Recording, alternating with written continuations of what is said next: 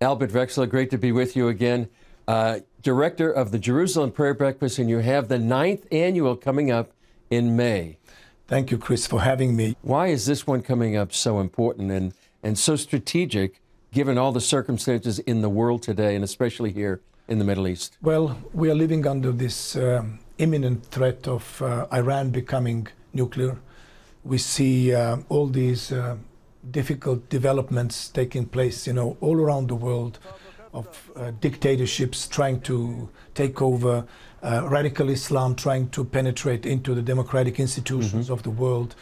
And it is the time for people and nations to send their representatives to pray in Jerusalem, in the Knesset, to, I believe, give us a time of reviving, as Ezra 9:8 says, that God gave them at that time. They were under the threat of Persia and whatnot, that God gave them a season, a moment of revival, and secured a place in His holy temple for them. What does it mean when people actually come here in person and they experience Jerusalem and experience the Jerusalem Prayer Breakfast?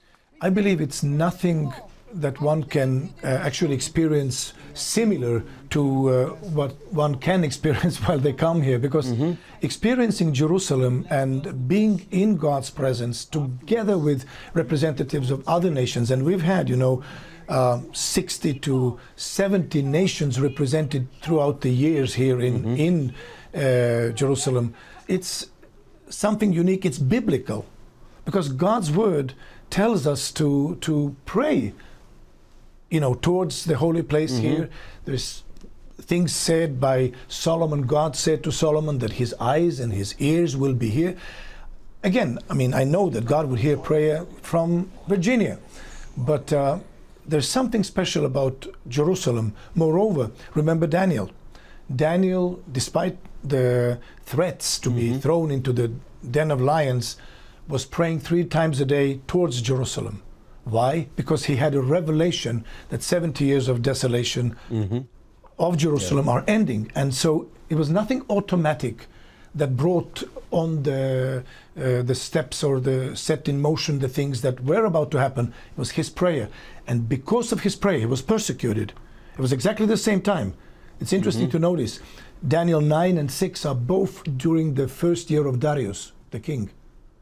And so when he gets the revelation, he becomes persecuted, threatened not to pray for 30 days. So I thought, if the enemy threatens you not to pray for 30 days, that's exactly what I want to do. I want to pray for 30 days. Finally, Albert, how can people find out about the Jerusalem Prayer Breakfast? www.jerusalemprayerbreakfast.org. And there is a little button there, request an invitation. And we will always reply and send an invitation. Albert, we look forward to this coming up in May. And I'm glad you're coming. Planning on it. It's going to be powerful.